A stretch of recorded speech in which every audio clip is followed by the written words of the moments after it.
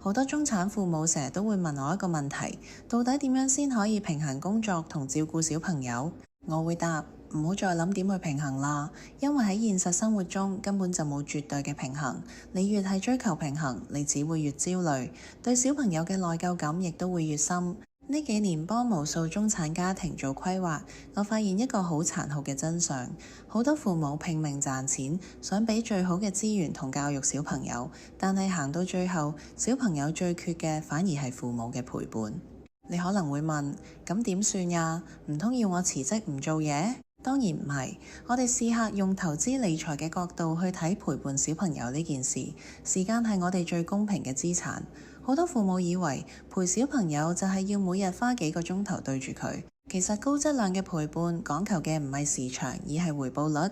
咩叫高質量陪伴？就係當你同小朋友一齊嗰陣，請你將手機反轉擺低，將公司嘅煩惱暫時止損。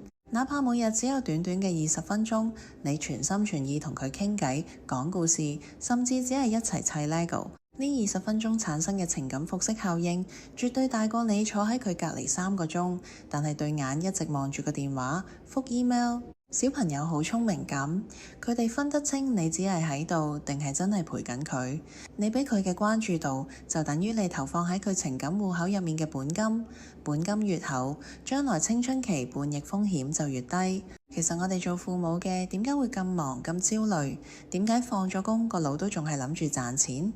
講到底係因為我哋對未來缺乏安全感，我哋擔心通脹，擔心第時供唔起小朋友讀書，擔心萬一自己有事，屋企嘅生活質素會下降。呢個就係點解我一直強調，你必須要盡早做好家庭資產配置。當你設立好一個穩健嘅基金，當你嘅家庭基金開始產生被動收入，當你用極少部分嘅錢做好咗風險管理，你會發現你嘅心態會完全唔同晒。因為你已經將未來嘅財務焦慮外判咗俾專業嘅規劃同埋時間嘅福利。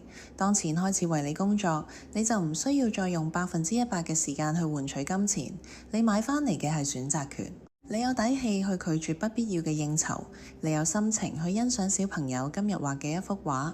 各位爸爸媽媽，財富增值從來唔係為咗向別人炫耀，而係為咗等我哋有能力去守護最愛嘅人。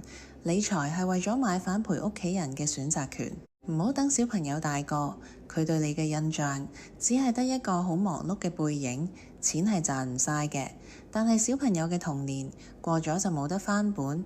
如果你都想重新審視自己嘅家庭財務狀況，想幫自己買返多啲時間同從容，歡迎隨時 DM 我，或者喺下面留言規劃。